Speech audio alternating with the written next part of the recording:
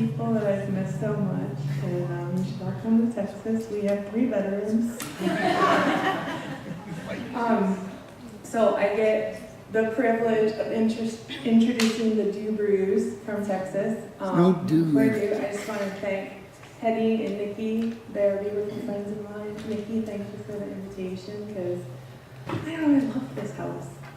I was telling Susan, I just get to be myself here. Nobody cares if I just do whatever, and it's really nice not to perform, you know what I mean?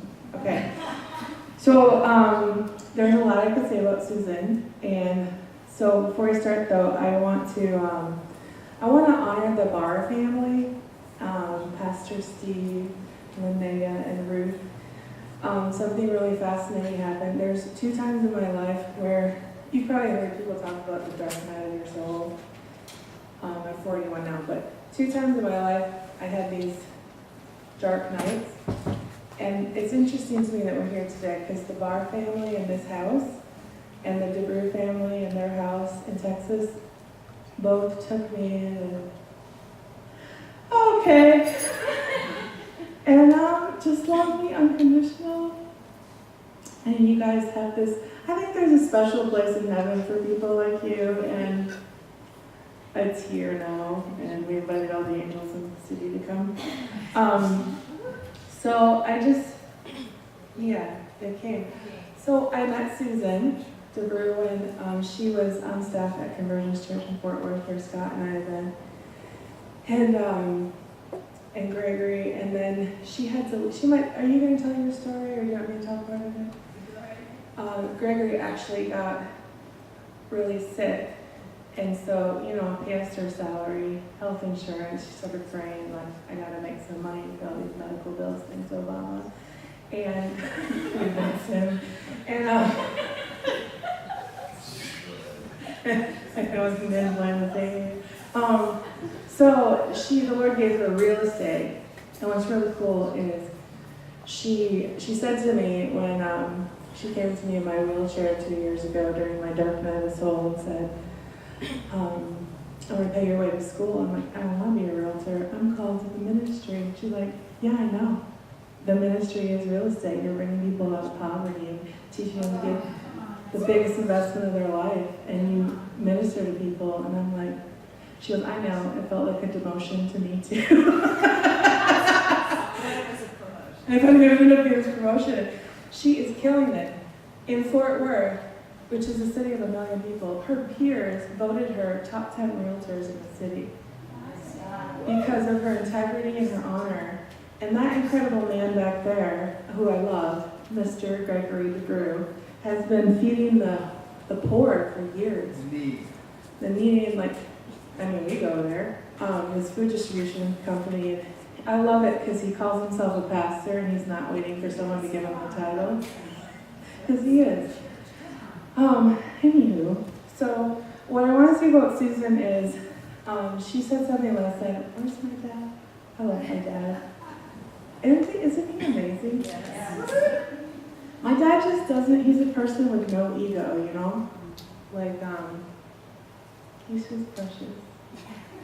And he's the reason I keep seeking the presence of the Lord. And Susan is that way. There's something interesting she said early on. Or last night. She said this thing last night was incredible in Dad's driveway. Thanks, Dad. I invited him over for just to meet my parents, and it turned into a conference in our driveway, which my dad thinks big, and I love him for that. She said, I would rather know the truth than be right. And when she has said that before, I'm like, that's her. There's no ego. You know what I'm talking about? I'm right and you're wrong and I've got it. And sometimes in smaller communities or even the bigger church, it's I've got Jesus and you don't, and I feel sorry for you. They don't operate that way. It's refreshing. You guys are that way. And so, anywho, I'll move on because I'm about to introduce you. But what I love is, I remember when she was talking to me early on, I finished school, and we started talking about this book she wrote, and I was like, that's in that book? Equality for Women? That book with that weird cover and that weird name that I refused to pick up off. Turns out that painting in your foyer is on the cover of the book. I Susan is, she didn't get offended. Most people would be like, oh. She'd lean in and she goes, interesting. Tell me what you mean by that.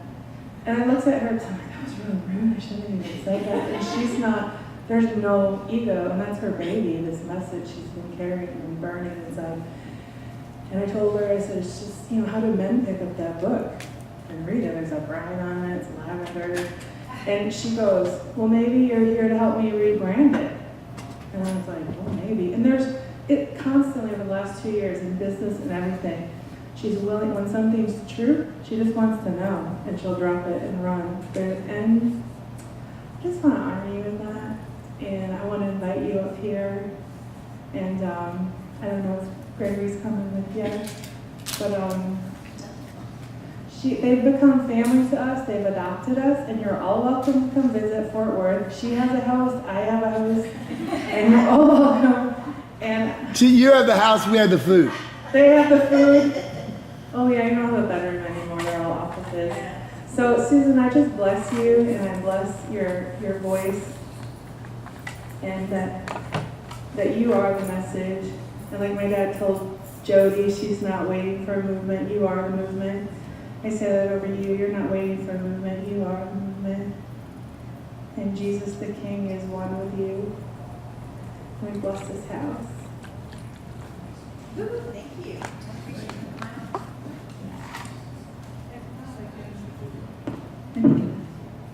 Awesome. This is a picture of the book that she was mentioning. So when I walked in your guys' foyer, it's actually the exact same bride. I had seen a picture of that mural hanging in a church, and I was so drawn to it. I was like, I want that for the cover of the book. And I reached out to the artist of that, James Nesbitt, but at the time, just to see if he'd be willing to sell the rights to the picture or whatever. And at the time, his wife was sick, and he was like, connect with my daughter, and da, da, da. Well, after several phone calls and several emails and many, many, many months, we just gave up. And so we just started searching the internet, different, like iStock Photo and those places where you can buy graphics, to look for a similar bride, because I wanted that feel. And we found the exact same bride. I was just like, oh, that's not a coincidence that we're here and that's there, and there's a reason, there's a connection for that. And number one, who's the bride of Christ? Just the females in the house? It's the whole church, right? We're all the bride. We're all sons of God, regardless of our gender. We're all the bride, we're all sons, and we're all kings in the kingdom. We're all called to rule and reign with Christ. Every one of us, regardless of our gender. And I'm here today with a whole lot in here, way more than I could possibly deliver on a Sunday morning. So I'm going to have to ask the Lord how to hone me in and bring out just what needs to come. But I felt strongly yesterday as I was praying both about last night and this morning, that last night was to be about submission, and this morning was supposed to be about women in leadership.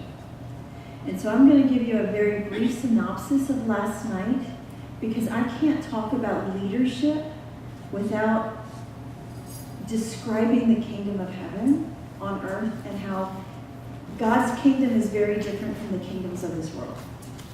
Actually, it's almost diametrically opposed. The kingdoms of this world, when you hear the word kingdom, most of us see a picture like this. A pyramid with a leader on top. The king is on top, right? He is the most powerful one. He is the preeminent one. And all of the people, the resources, the energy of whatever kingdom it is, go to feed the vision of the head, or go to supply the head, right? If it's a national kingdom, the taxes, the energy, all of that goes to feed the royalty. And then your significance in that kingdom comes from how close you can get to the top. And influence and authority is often wielded that way in this self-serving, self-motivating venture. And it feels normal because that's all we've experienced. And sometimes even in churches, because we don't know a different structure or we don't know a different model, we inherently want to be good and we inherently want to be honorable, but we still try to squeeze it into that kind of a dynamic, right? And so everything goes to feeding like one person on the time. Now the question is, if Jesus is our King, and he is the King of Kings, did he come and demonstrate a kingdom with this kind of structure or with this kind of model? Actually, it was very different, wasn't it? Our King, the King of Kings, not only was he like king in the natural sense, which he was, but he was actually God in the flesh, right? He was God. And he came and he laid aside his divinity, and he came in the form of a man because he had given mankind dominion on the earth. We have dominion here. He gave them, he owns it all. He's completely sovereign. He created it. He could do it any way he wants to. But he chose to give dominion to man in Genesis 1. Let us make man in our image and in our likeness, and let them rule over the fish of the sea and the birds of the air and over everything, right? The whole point was that we were made in his likeness and in his image. And there he's saying, let us. He's drawing attention to the fact that the Godhead is plural. It's the only time you hear him describe himself like that is when he says, we're like them. Let us make man. And that word man is not male. It's Adam, which means human. Ish is male. Isha is female. It's let us make this human in our image. Plural, but one. We serve the Father, God, Son, and Holy Spirit, and they are one. They are distinctly different, and they are one. And when it says in Deuteronomy, behold, Israel, the Lord thy God is one God, the word there for one in Hebrew is echad. And it means like a collective unity, a plural or complex unity. So it's like the difference between one bunch of grapes versus one singular grape. Echad, Yakid. He is not one singular God. He is one plural God, but he is one. And he made us in that image. This is the image he made us in. And in his likeness, we are to be one together, right? But in the Godhead, do you see them with this kind of a structure? Now, we may try to read that into it with God, their Father, and he has to be over the Son, and then is the Holy Spirit over Jesus, or is Jesus over the Holy Spirit? And do you see them vying for power and authority over one another? Do you see each one of them yielding their will to the other? Multiple times, right? Freely. Because if one forced their will on another, it wouldn't be love. And that's why in the garden, God placed that second tree, even though he didn't want us to eat from it. Why would he do that? Why would he put it there if he didn't want us to eat from it? Why didn't he build a fence around it? No.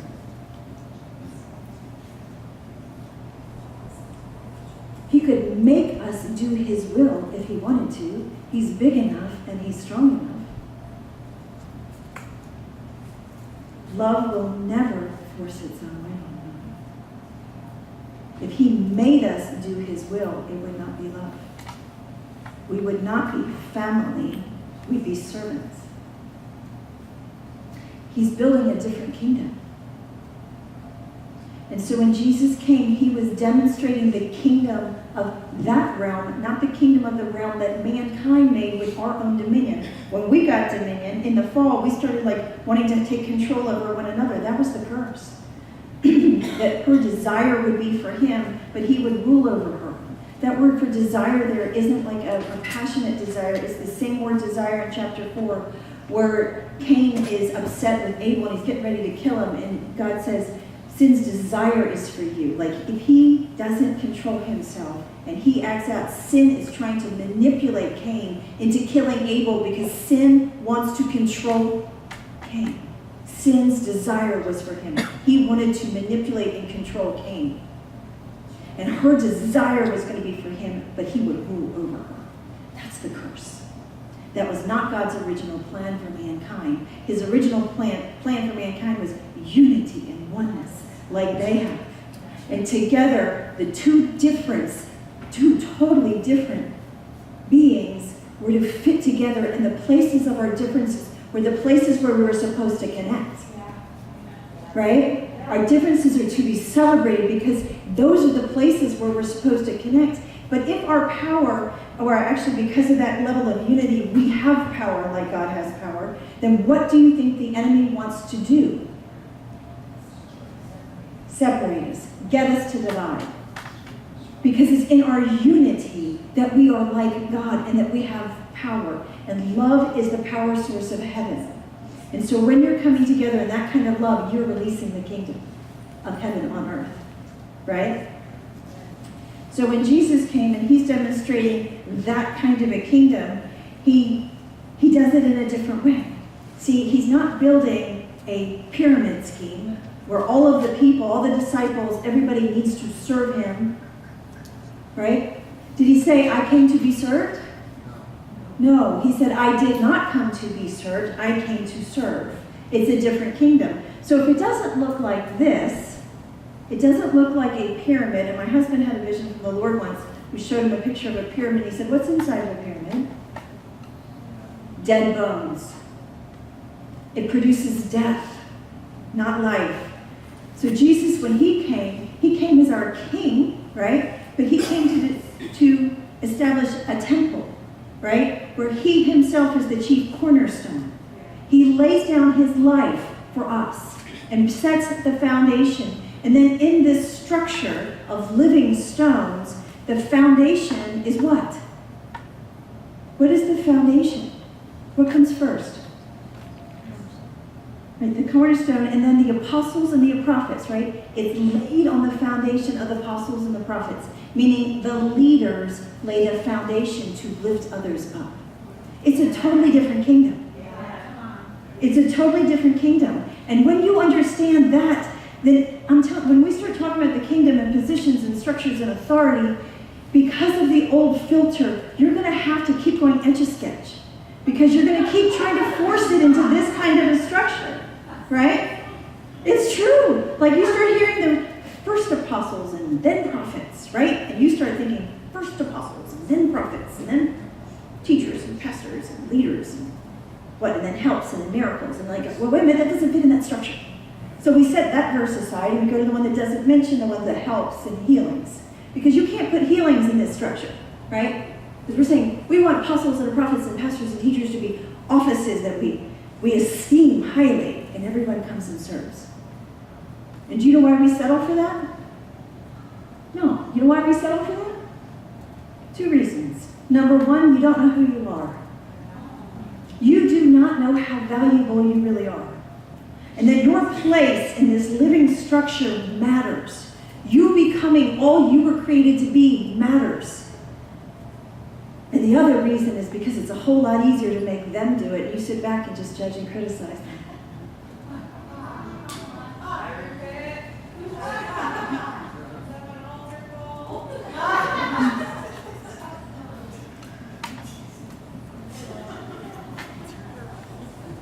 Was that not a healthy club? Sorry.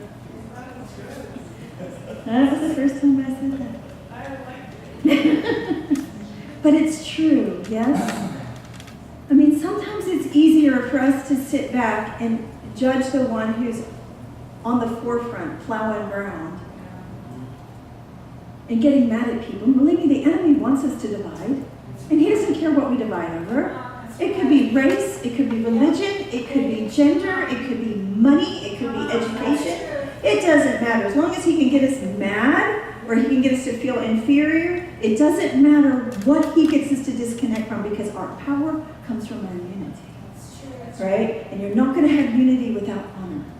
You mutual, reciprocal honor. Meaning you don't just honor the ones that are leading, it works both ways. It doesn't just flow to the top. They may be out in the forefront leading and taking us somewhere, but it's not like the honor flows one way or the resources flow one way. It's mutual and reciprocal, and that's what we talked about last night with submission. Is it has to be voluntary. In the kingdom, for it to be kingdom submission, it must be voluntary. If you make me love you, can I love you? And if you tell me I have to submit, can I submit? No, I can serve like a servant, yes. But I can go through the same motions, like a servant who washes somebody's feet is doing it because they are a slave and they have to do what their master says. And then you can have Jesus, who is the King of Kings, who has a royal robe, the one they're going to cast lots for tomorrow. And he takes it off voluntarily and he sets it aside, but because he knows who he is, he has no problem at all bending down and washing another's feet. And he's not even just washing their feet, he's teaching them on the night before he dies, this is how I want you to lead. But you can't do that unless you know you're a king.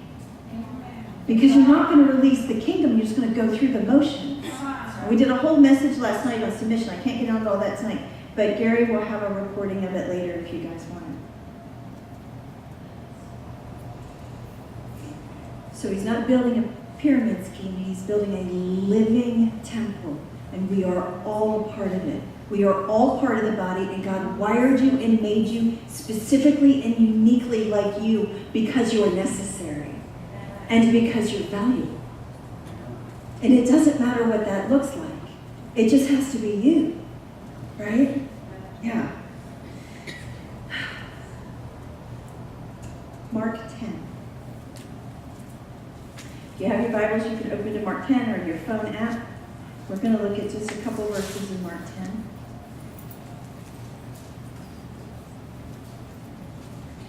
Now, in this story, before this, we're going to start in verse 41. James and John are brothers, and they get their mom to go to Jesus and says, hey, when you come into your kingdom, would you have my son sit on your right hand and on your left hand? When you take a position at the top, will you make my sons up there with you? Thinking from that worldly point of view, right?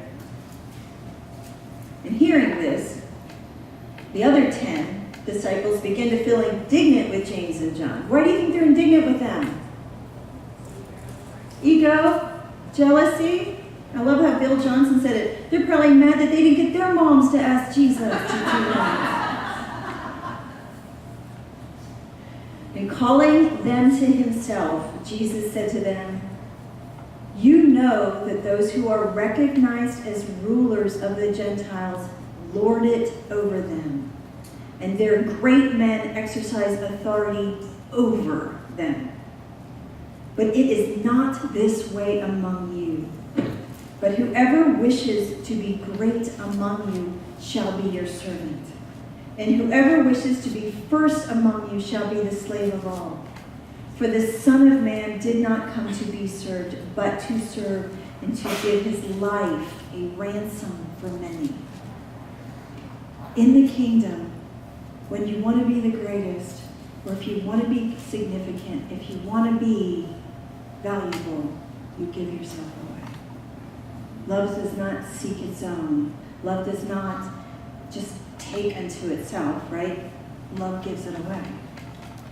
This is how the structure of the kingdom works. And that's how it's diametrically opposed to the structures that are influenced by our adversary. And he's not our adversary just because he wants us to be less powerful. He wants to destroy us. He wants to limit us so we can't take dominion. Look at the church at large, worldwide. Look at the church at large in America. Look at the church in Freeport. How divided are we? Spiritual warfare happens in our mind, right? So when you have a thought that's fear-driven, when you have a thought that's critical and negative and judgmental, either towards yourself or towards somebody else, are those God's thoughts? And what you do with those thoughts, see, the enemy has no power on this earth except for through your agreement. He came to Adam and Eve because he had to get them to agree with him. He couldn't make them eat the apple. He couldn't make them do anything. And he still can't. He couldn't then, and can imagine now he's actually been defeated at the cross. He has even less ability. And we have the Holy Spirit living on the inside of us. Look, the God of the universe lives inside your skin. And he's communicating all the time. But the enemy's going to go, you don't hear from God. You don't hear from God. Who are you to think you can matter? Who are you to think you can influence the city? To influence your family? Who are you? I'll tell you who you are. You are a son of the living God. That's why they crucified Jesus, because he claimed to be the Son of God. And he says, but now you're my brethren, and now you're my heirs, and I'm bringing you into me. John 17 says, let us be one with him. Just like God, just like Jesus and the Holy Spirit and God are one. John 17, read it, verses 20 through 23. He's pulling us into him. And not only does he want us to be one with, literally like a marriage relationship, one with him, but he wants us to be one with each other. And he said, then the world will know that you sent me. When we are one. But here's the thing is, if you think that God is this amazing, perfect, which he is, amazing, perfect being, and I'm nothing but a worm, I don't deserve that. You know how much I've screwed up in my life? I screwed up yesterday.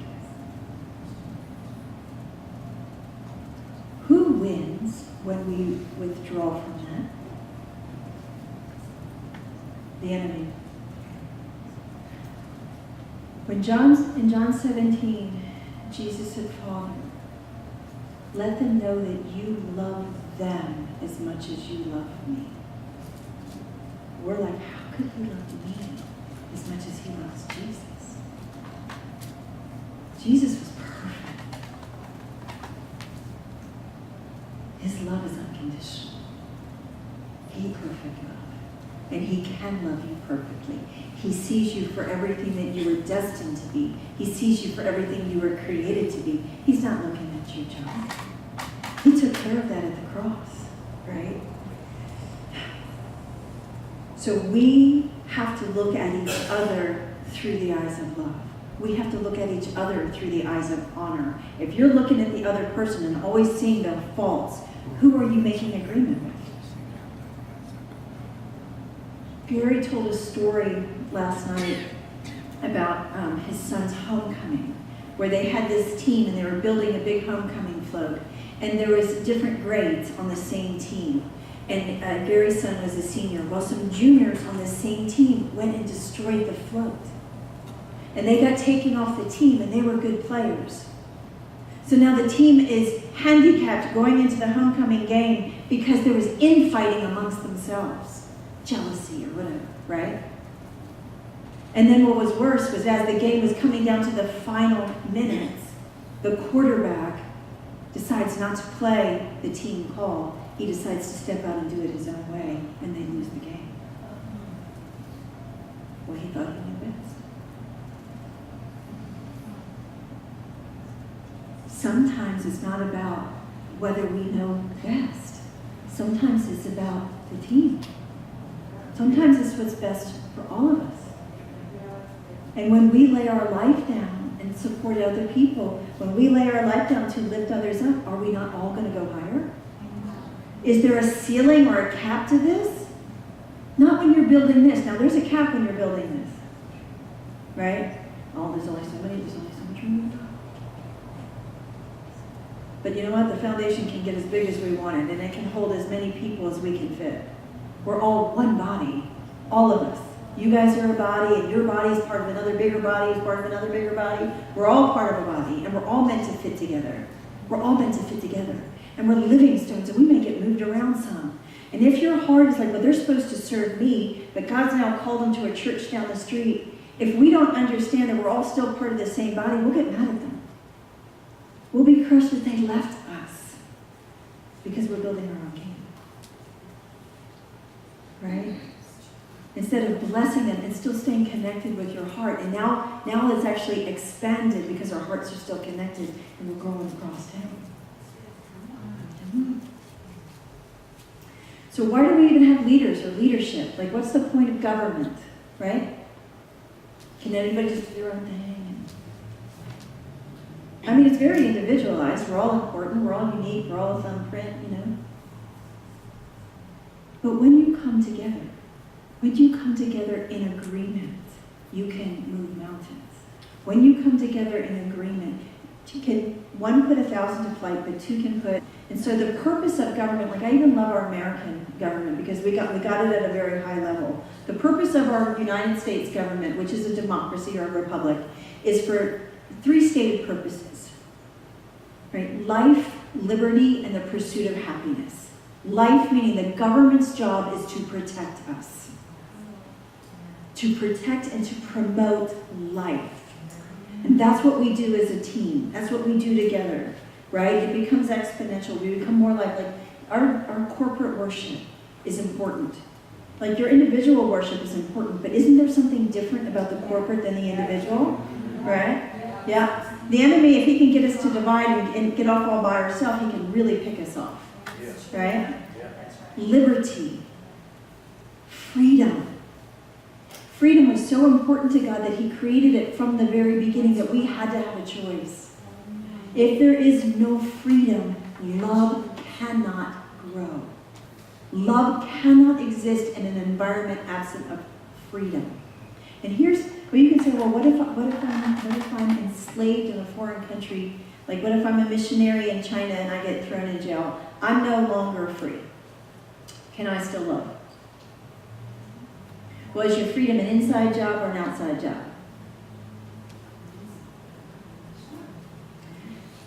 Daniel served 4 kings. 3 of them he served well. The other one was a short time. He was the guy with the handwriting on the wall, and he lost his throne very quickly. But the other 3 kings, Daniel served for a long time.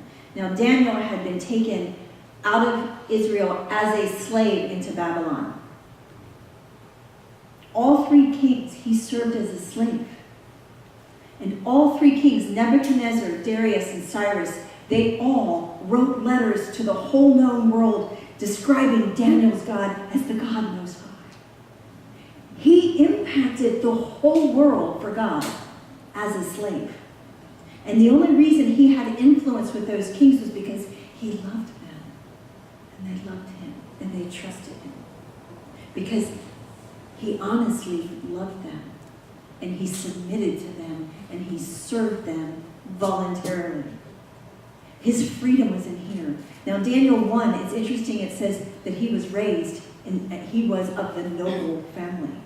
He was of a royal family out of Israel. So when he came in, he already had a picture of, I know who I am.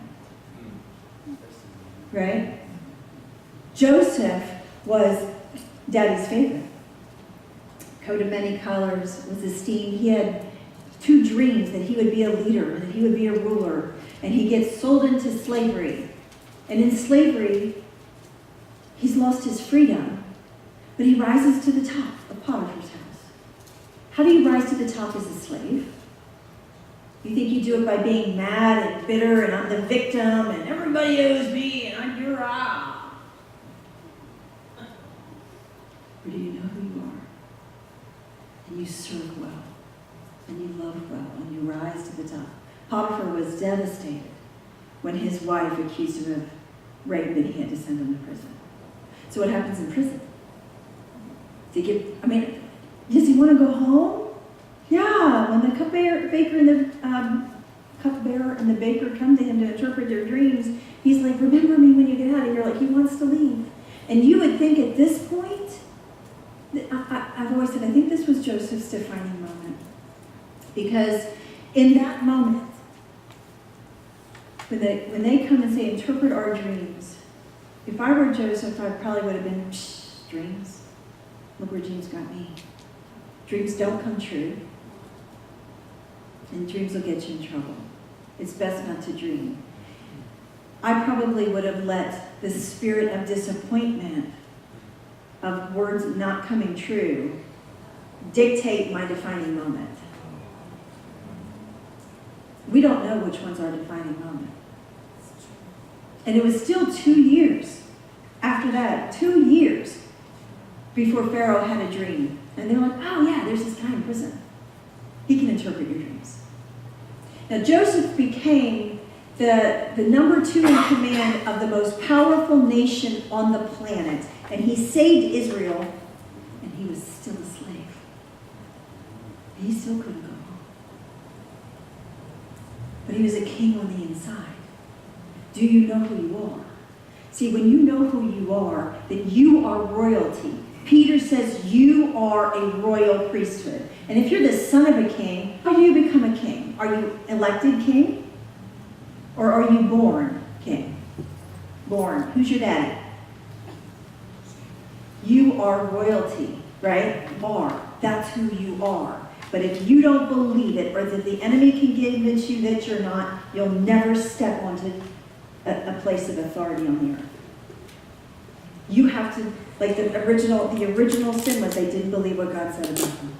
That you're in my image and in my likeness. And Satan comes and says, if you want to be like God, eat this. They were already like God.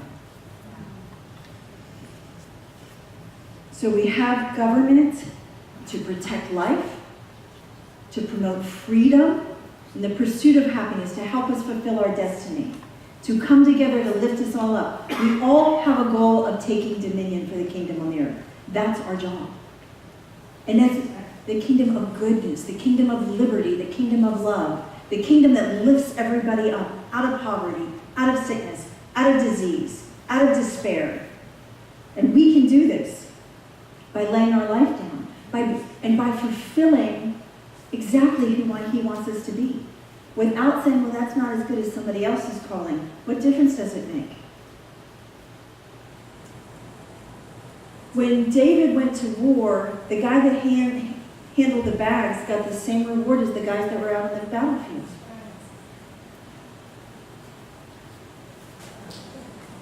We all get the prize. How do you govern a free people?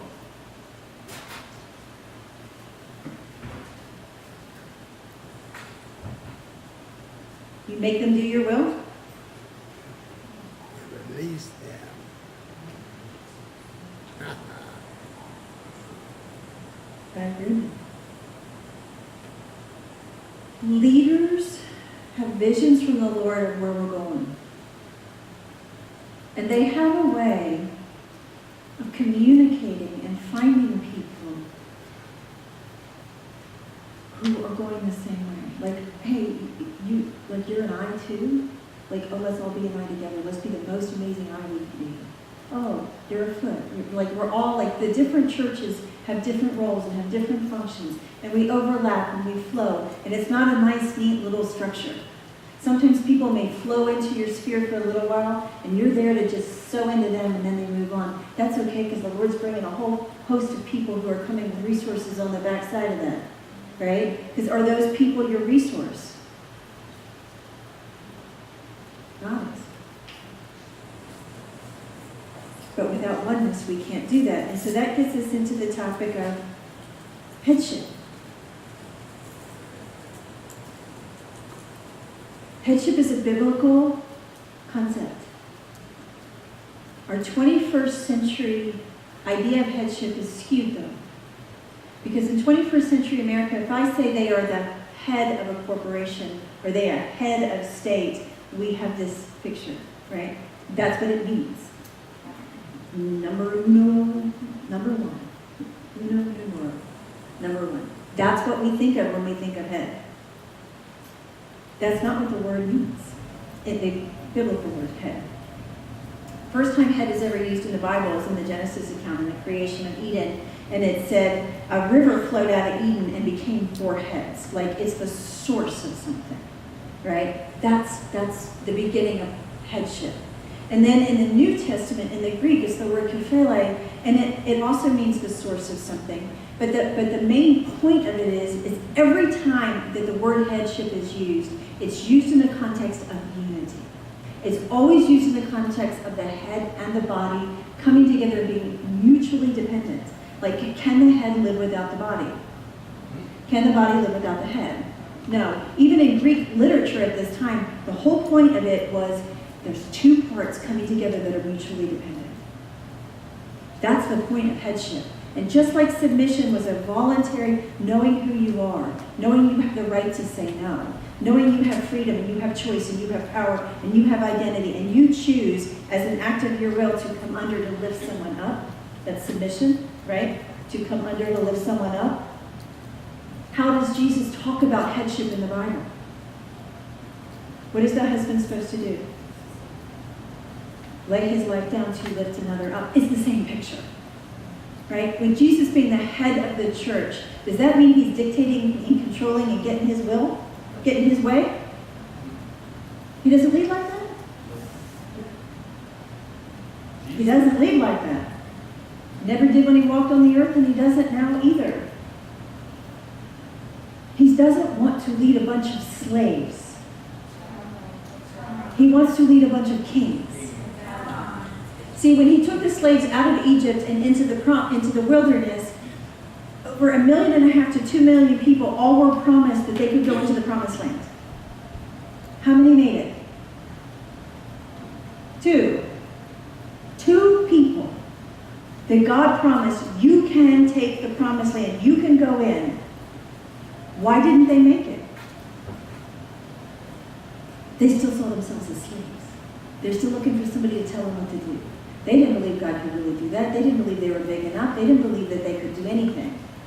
They just wanted checks to come in the mail and for God to miraculously provide all their needs because he's God. Will he do that for you? For a season. But he wants you to grow up. If you did that for your kids, you do that when they're 8. Do you do it when they're 28? He wants us to be mature sons, taking the kingdom with him. He's not going to do it for us, but he'll do it with us. Partner, because we're one with him. And he's a good daddy, and he's a good husband. I want you to go to 1 Corinthians 11. How much time do I have? No, Nikki. And Nick. Are you all good? If you need to stand up and stretch or something, that's fine. I want to make sure I just cover a few things that is important for you to see when it comes, because there's been a lot of misteaching in the church when it comes to women. And you know, the men who taught this and the women who taught this did not mean that. They were just repeating what they learned, right? And so when you have a filter that women have to be silent in the church or whatever, and that's your filter, you read the scriptures and that's what you see. If you were in America 150 years ago and you believed it was God's will for slavery to be a human institution, you could see both Old and New Testament scriptures that said slaves be subject to their masters. Right? But because we have dominion here, God honors our institutions. It doesn't mean they're his will. Yeah, that's right. And we're, because he wants it to be a voluntary kingdom. He wants us to do it because we want to, not because we have to. It's a get to, not a have to. All right, so 1 Corinthians 11.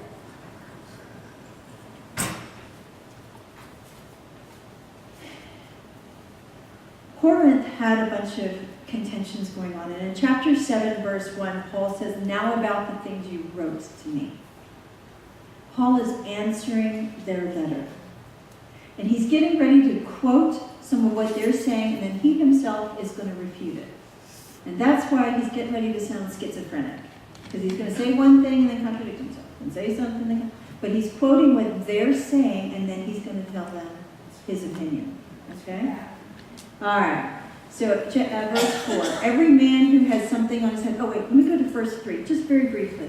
If there was this pyramid structure and that, like, Christ is the head of every man, and man is the head of every woman, and God is the head of Christ, it's out of order. Like, if this is a pyramid structure, then Christ being head, God being head of Christ should be first, and Christ being head of man, but that's not the order, right? And I don't know if that was originally part of the Corinthians thing or Paul's rebuttal, but regardless, it's not a structured pyramid thing. Every man who has something on his head while praying or prophesying disgraces his head. I bet you Jesus used a prayer shawl. I know Paul did. Do you believe that if a man prays with a head covering that he disgraces his head? Now this is the preacher of the, you're free from the law now. Is he getting ready to make some new ones? And every woman who has her head uncovered while praying or prophesying disgraces her head. So she better have a covering on her head when she prays. For she's one and the same woman whose head is shaved. For if a woman does not cover her head, let her also have her hair cut all the way off. For it is disgraceful for a woman to have her hair cut off or her head shaved. Let her cover her head. For a man ought not have his head covered, for he is the image of God. I think we read in Genesis that they both were, but the woman is the glory of man. For a man does not originate from woman, but woman from man. For indeed she was not created for the woman's sake, but woman was created for the man's sake. And therefore let the woman ought to have a symbol on her head because of the angels.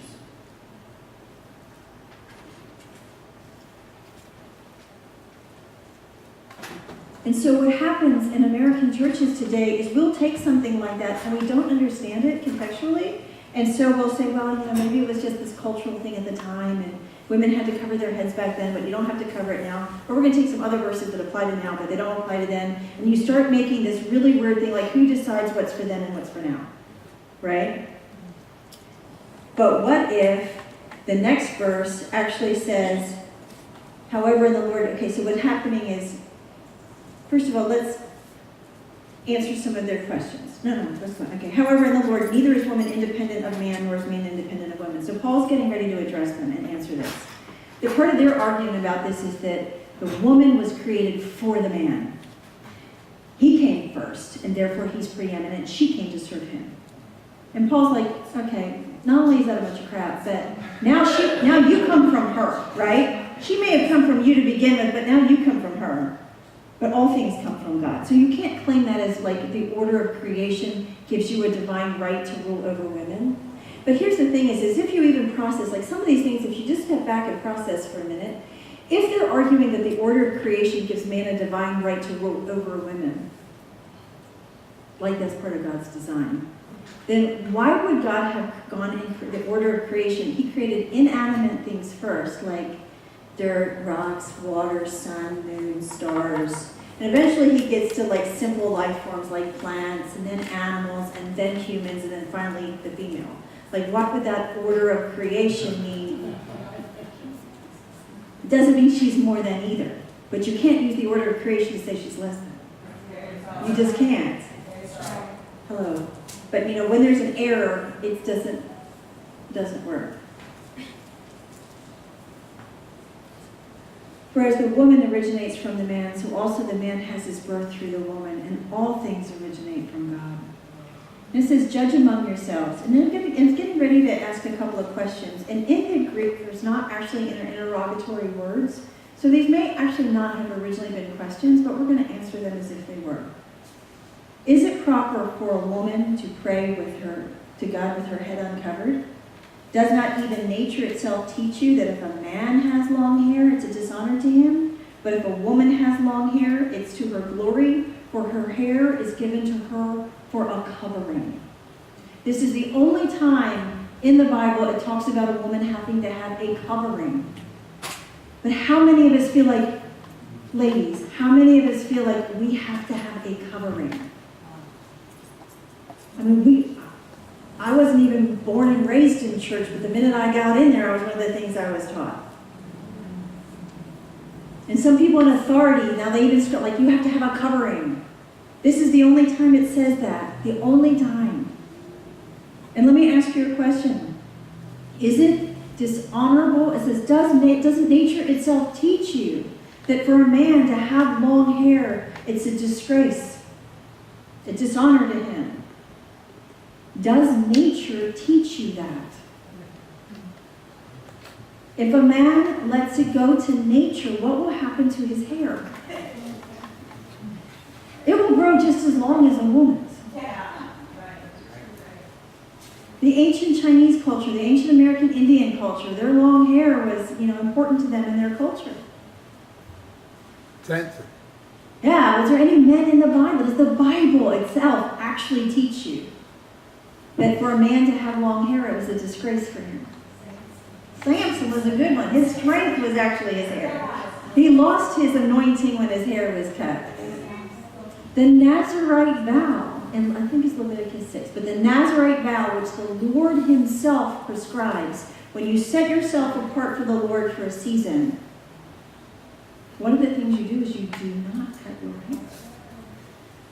And if it was disgraceful for a man to have long hair, I don't think the Lord would have said, hey. It's a cultural thing, not a God thing.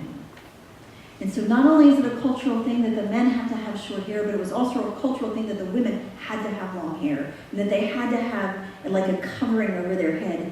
And it says, because they need to have a symbol of authority on their head because of the angels.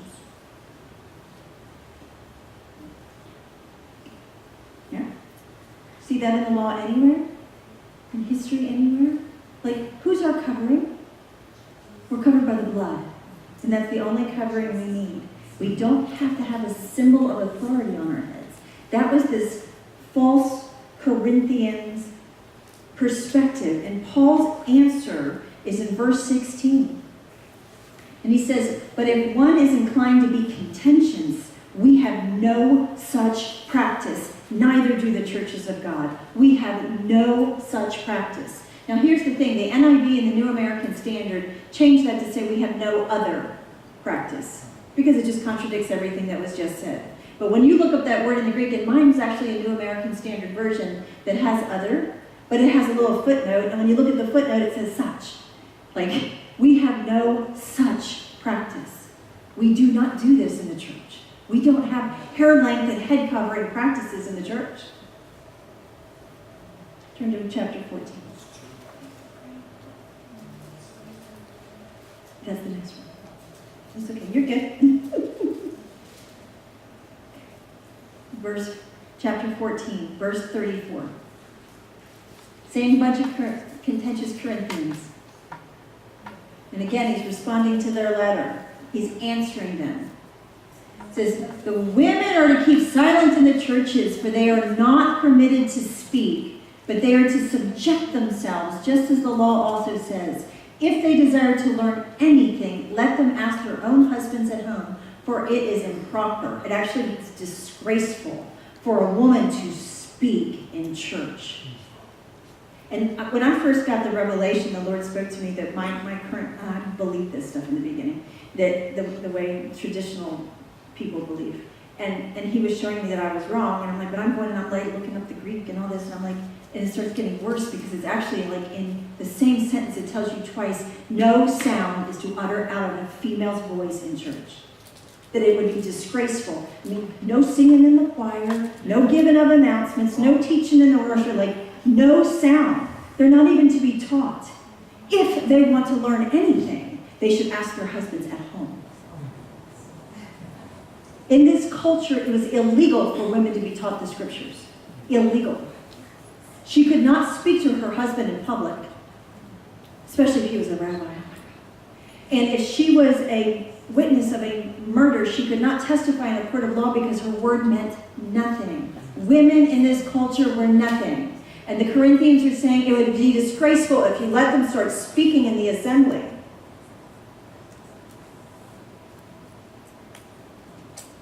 And we'll just say, well, women shouldn't be leaders. We'll take a verse like that, right? Okay. Verse 36, here's Paul's response. And it actually starts, that sentence, most translations miss it. The New Century Version actually starts that verse with, what? But there's a little e with a line over it. It's a disjunctive participle. And it basically means nonsense. It is a strong repudiation of what was just stated. Okay, and if so, it says nonsense. Was it from you that the word of God first went forth? Or did it come to you only? Paul's not silencing the women, he's smacking the ones who are. But if we don't understand this, because leadership, Paul was a champion of women, and yet we have made him out to be a chauvinist, right? When you look at, like, for example, Junia. Junia was an apostle, and Paul even refers to her as outstanding among the apostles. Well, in the 1200s, they decided that, well, women can't be apostles, so Junia must be Junius. And they changed her name. Now, most translations still keep Junius, or Junia, but several say Junius, because they couldn't understand how a female name could be an apostle, because women can't be apostles. You see, when you have a filter, you apply it to the scriptures, and you will begin to translate them through your filter. You see what you expect to see. We do it all the time. If you believe something, if you believe polygamy is God's okay with marriage, you know how many awesome people in the Bible were polygamous? How about like all of them in the Old Testament? All right? The man after God's own heart. The wisest man in the whole world got totally destroyed because he had 1,000 wives. He started worshiping it. But you can say, but they had multiple wives. God was okay with that. God never once rebuked them for that. Never once. But is polygamy God's will for marriage? No. We know that because of what Jesus said and the way he demonstrated it in the garden. So Junia in Romans 16:7 was an apostle. And just to prove the point, in Rome, Junia was a Roman name, and in Rome at that time, there was like over 250 inscriptions on cemetery stones and buildings and, artifacts or whatever for the name Junia. But there's not one of Junius. It was not a male name in the time that Paul wrote. Junia was an apostle. She was. Phoebe was a deacon, a leader, and we're going to talk about that very quickly in a minute. And the only time, so the word deacon itself, diakonos, is used like 20 times in the New Testament. 20 times. 19 out of the 20 times it's translated minister or deacon. The word itself means servant. It just means servant. So to translate it servant would be perfectly appropriate. It's just interesting that in the English, 19 of the times it's translated minister or deacon, because in English we have a different view of the word servant and the word deacon, or the word minister. We think of minister or deacon as higher up in that pyramid chain than a servant. The only time it's ever translated servant is when it comes to this woman Phoebe, because they had a different view. The translators, not Paul, the translators had a different view of Phoebe. And in Romans 16, 1 through 12, it's talking about this amazing woman Phoebe. And the thing that really gets most of the translators is that the verse says that she's a succorer or a helper of many. And it's the word deacon. But then it goes on and it says that she was a leader or a ruler of many, and they don't know what to do with her. So they changed the word. But Paul's even saying not only was she a leader, but she was a ruler and a leader of many. And then he says, including me.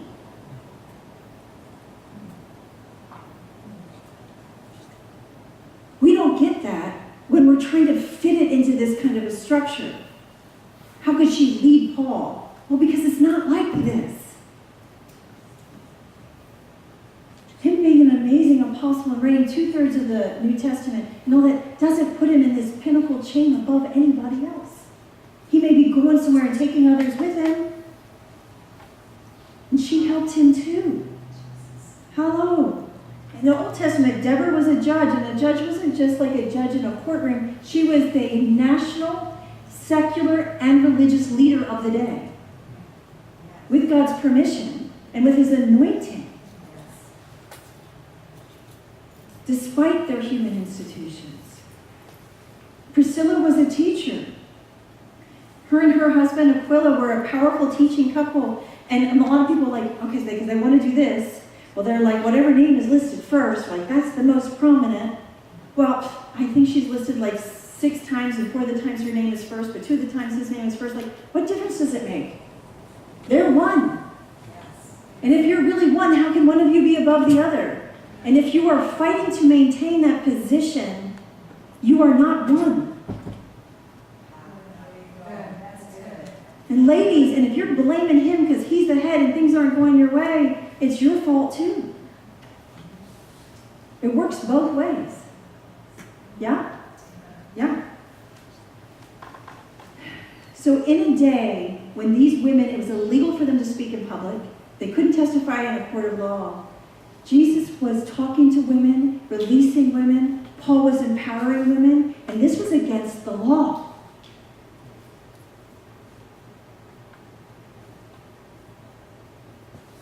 I don't think he had a problem with doing that. But what he did have a problem with was Jesus said in Revelation, I hate the Nicolaitans. I hate them. And the word itself, Nicolaitan, it comes from two words that basically together mean to conquer or subdue. And the word laos means the people. The Nicolaitans were subduing and conquering people. They were forcing their will on others. He hates that. It's the wrong kingdom. It's the wrong kingdom. And so if you're doing that in your own household or in your own church or in your own business, you are not taking it. You are not taking the kingdom. You're just empowering the dark side everywhere you go. How do we take dominion of the earth? How do we establish his kingdom on earth?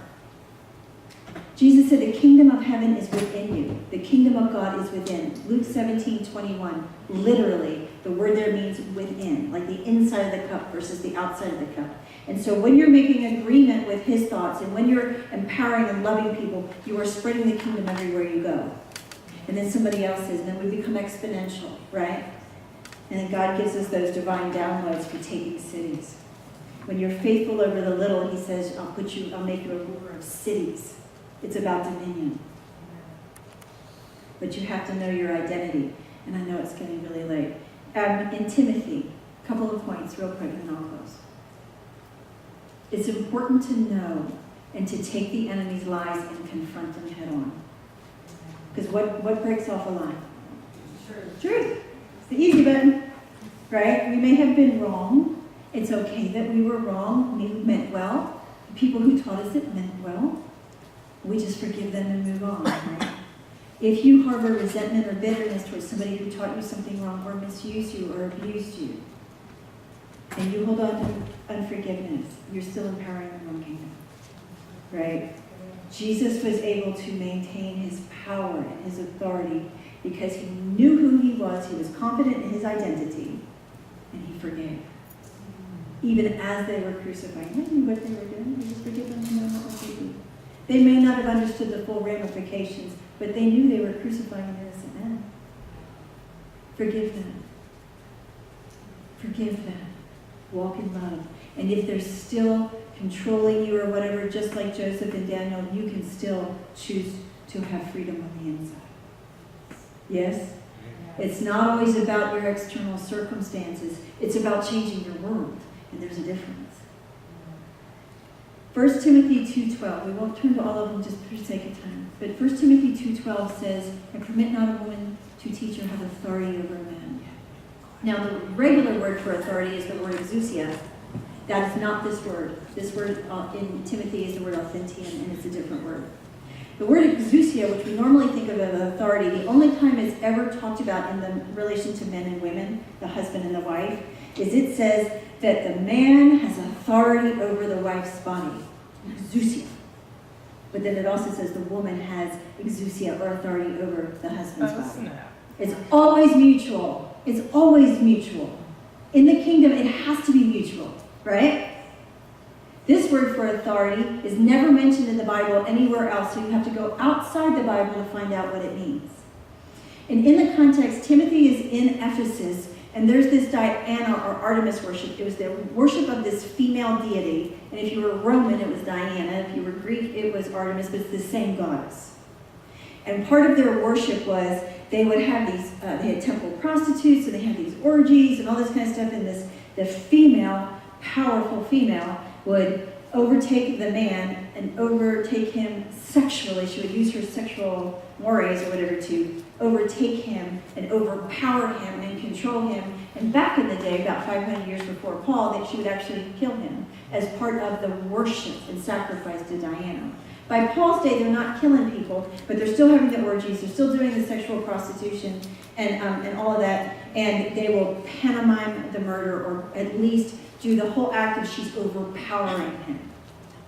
And Paul's saying these women are coming into the church, freshly saved, some of them not even like totally renouncing their old religions because they could just tack on Jesus too. And he's like, we're not doing that here. Women are not teaching that here. And part of the teaching of that Artemis with the female deity and the female being on top was they would even change the creation story where Eve was created first and then Adam, and it was Adam that fell into transgression, not Eve. And so Paul's going, no, y'all got it all backwards. It wasn't Eve that was created first, it was Adam. And then it goes on and it says, in order for women to be saved, they have to have kids. If you read that in Timothy, you're like, I didn't get taught that in Sunday school. Like, I need to accept Jesus, I need to repent for my sins, and I have to have children. Well, we can't pick and choose. Like, it'll be saved through their, No, it's talking about in that culture they were having abortions and sacrificing kids. And, oh my God. He's talking about, like, saving people and saving children, that they're going to be cleansed, and it's going to be okay.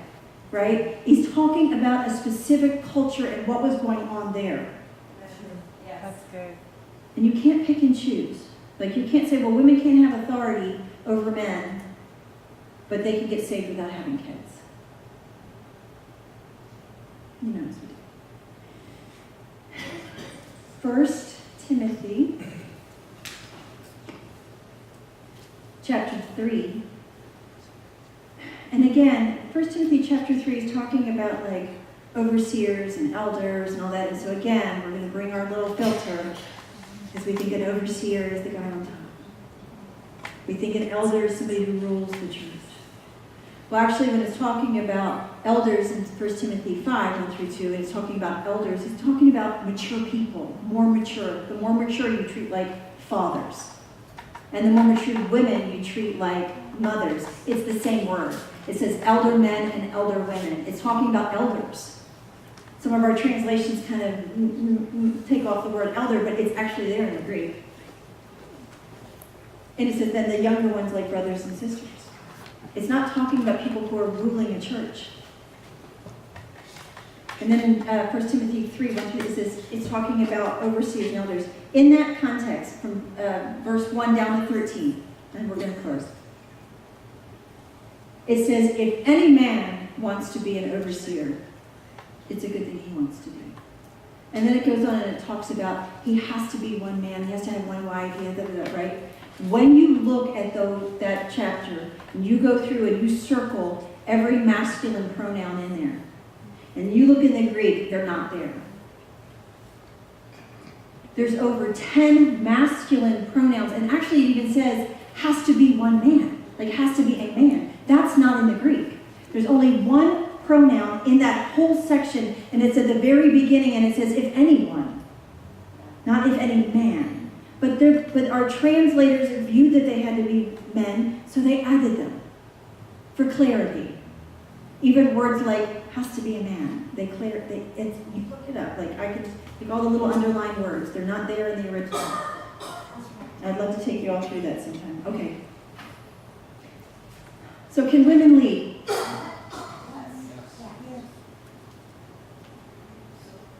They can. Do you have any doubts now? If you do, let's talk about it. Do you have any lingering doubts? That because of your gender, that you cannot lead? And if there's any lingering doubts, we need to get them out. Because you will not step in and become who God created you to be if you're constantly questioning who God created you to be. And if He created you to lead, you lead. But here's the thing is, you do not have the right to lord over anyone. Neither does a man. It's the same thing, right? Right. You two are to be one. Right? You're to walk in unity. You're to lay your life down and lift others up. That's what you're called to do. So how do nobles lead? They lead from the heart. They lead toward righteousness. They lead toward, like, if you turn and you lift everyone in your body up and help them, like, the whole body's going up. Hello, right? And then we can take dominion on the earth together. And in Hebrew, my husband got this morning, in Hebrews 13:17, it says, obey your leaders and submit to them.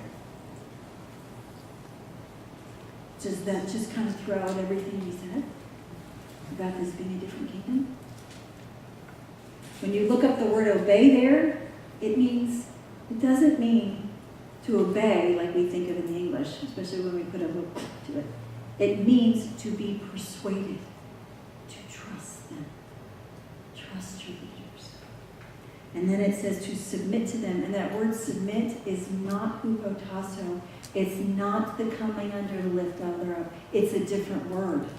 And this word submit means to resist no longer, to stop being combatant. It means to yield. That's totally different. But it's in the same kingdom. It's exactly what God wants us to do. He wants us to trust our leaders, to yield to them, and know it's always going to be mutual and reciprocal.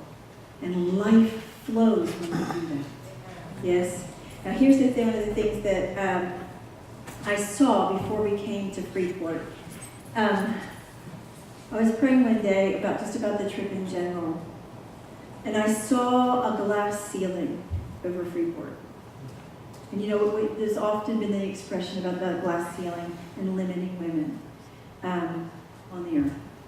And I saw every one of you like with this spear by your side. And anytime you thought about it or you got a revelation of how that glass ceiling was built with just tiles of lives, and you just saw one of the lives and you took a spear and you knocked it out of the ceiling. Like you guys are a gate to the city, right? And if you poke a hole in that glass ceiling here, do you know that freedom is going to spread? His kingdom is going to spread. And you're not just going to take this city, it's going to, like Jesus said, the kingdom of heaven is like leaven, and it's going to leaven the whole lump. It is. So anyway, sweetheart, you want to come and pray? Or Gary, do you have something you want to add? Because we want you to know that you are kings you are king in the kingdom on the earth right now. The kingdom is not something that's thrown off into the future some thousands of years. When Jesus came and established his kingdom, he told Pilate, I am a king. But my kingdom is not of this realm. It's not of this world's system. Otherwise, we'd be fighting each other. Right? We lay down our lives to lift others up, and that's what establishes the kingdom. You want to pray? Blessing? What you got?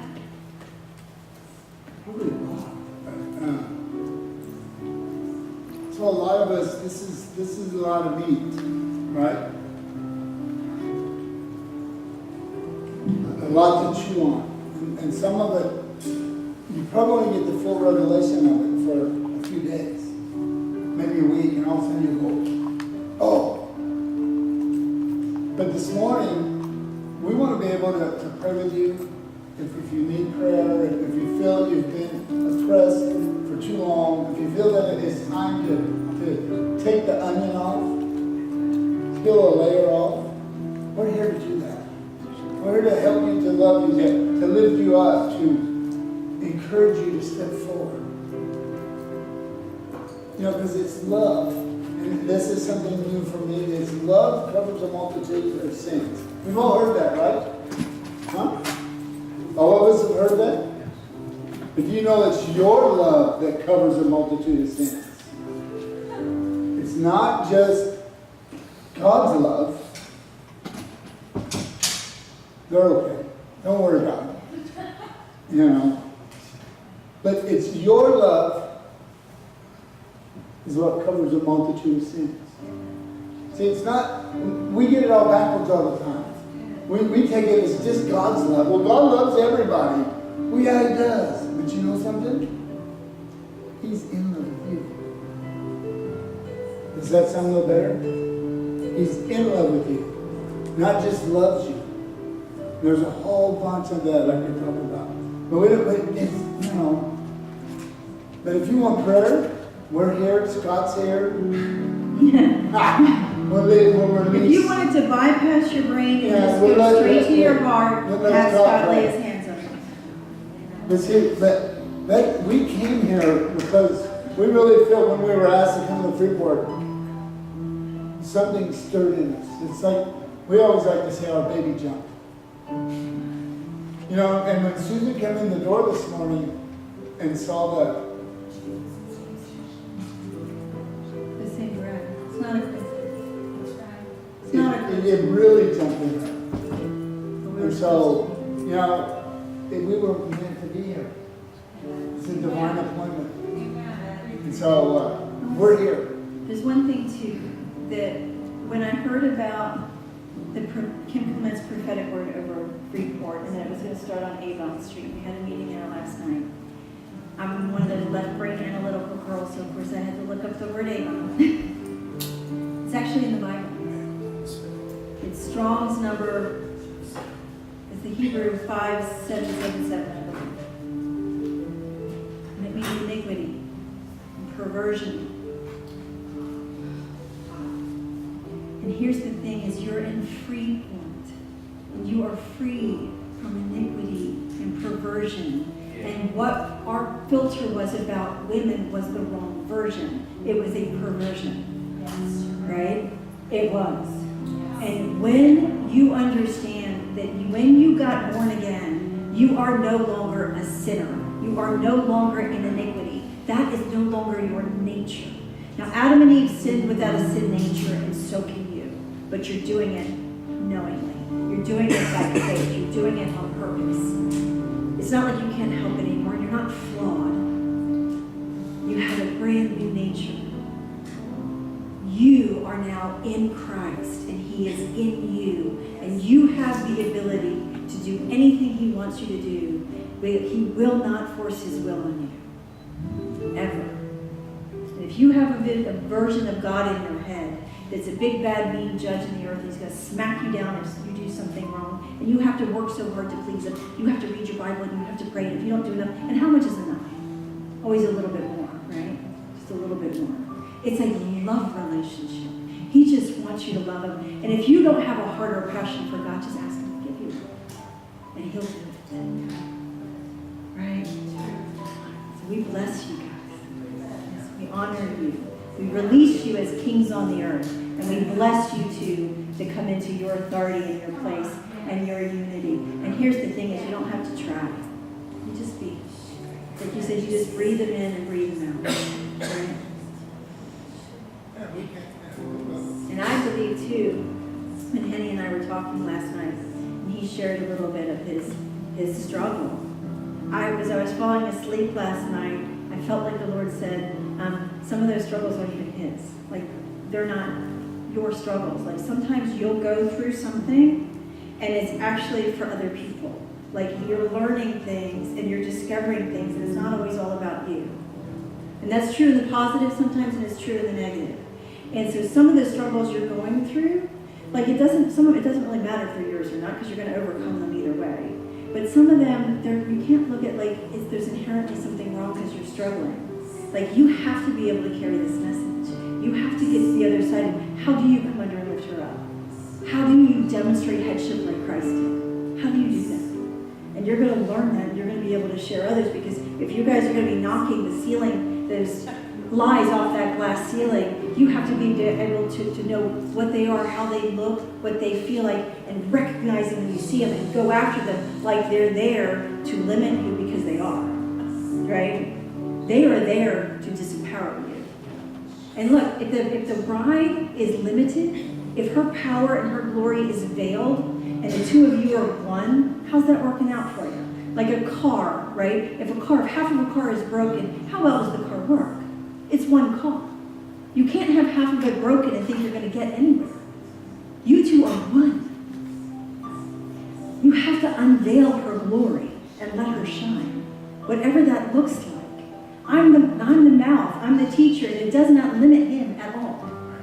He has to know who He is. He has to be strong enough in His masculinity and in His manhood to come alongside and lift me up. If He were to limit me and put me down, and I was always trying to not shine, could you imagine how far we would go? different gifts. We fit together like a glove. And I have my own shine. He has his own shine. And together they're like moonshine. Right, that's right. But, so, and you guys are the lead, right? The lead team here. Yes. Right? You guys all agree that? Yes. God called them to be the lead team. So can we pray with you guys? Come on up here. Yep. And actually, church, would you mind coming and surrounding them? You know, I'm new to you guys, don't know you guys, but when Susan's talking about the cracked ceiling,